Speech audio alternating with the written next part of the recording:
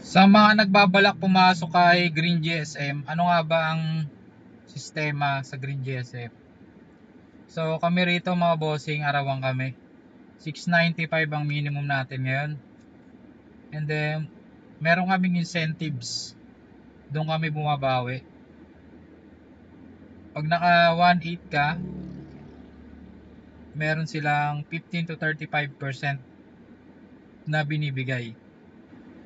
Kapag nasa full mo yung rush hour, bali 25% ang incentives mo sa depende sa kita mo. Kung mga 3K ka, masapul mo yung rush hour, medyo malaki-laki. Kasi ang 3K ngayon nasa 900 to 800. Depende sa rush hour kung masasapul mo. Bukod pa yung araw mo nun Kasi yung araw, hindi na makasama sa incentives yun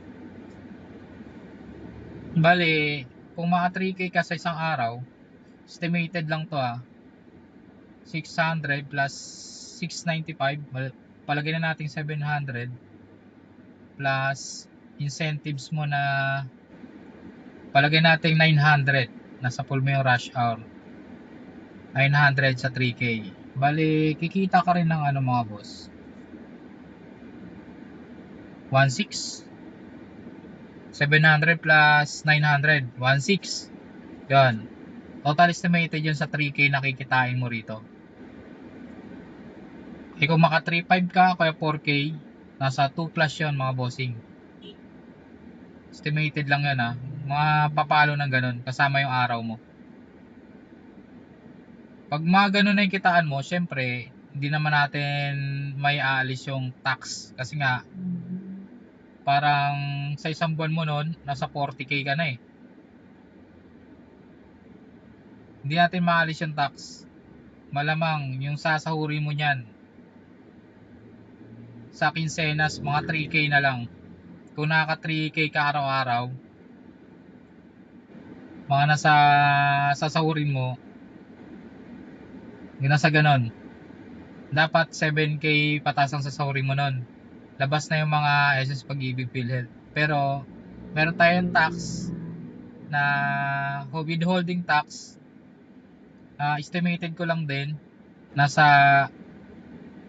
4K to 5K ang bawas sa'yo kapag 3K ka araw-araw pero weekly naman yung sahod ng incentives dito.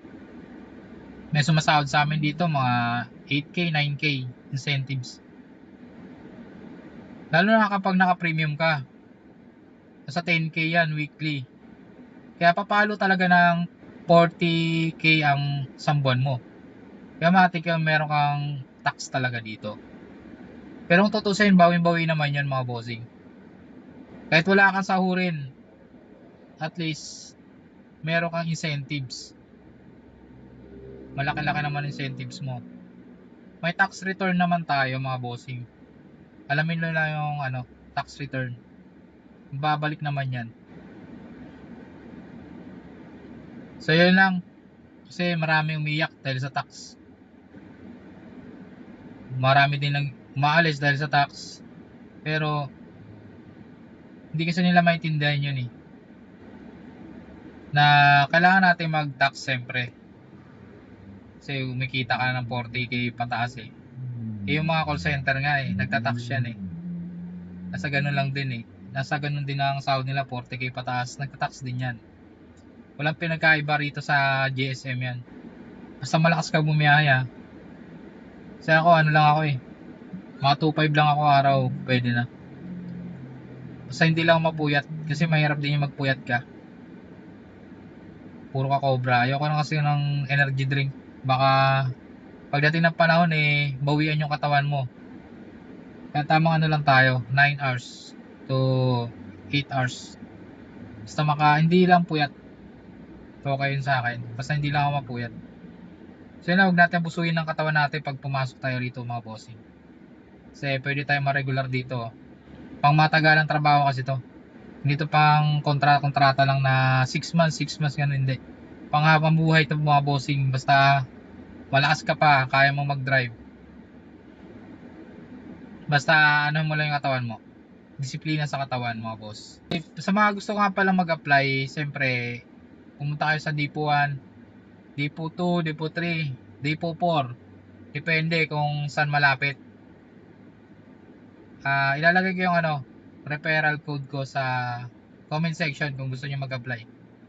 Sa mga interesado lang naman, mag-comment lang kayo. I-PM ko kayo kung anong gagawin. I-send ko yung referral code ko mga bossing. Good luck mga bossing sa mga bagong mag-a-apply.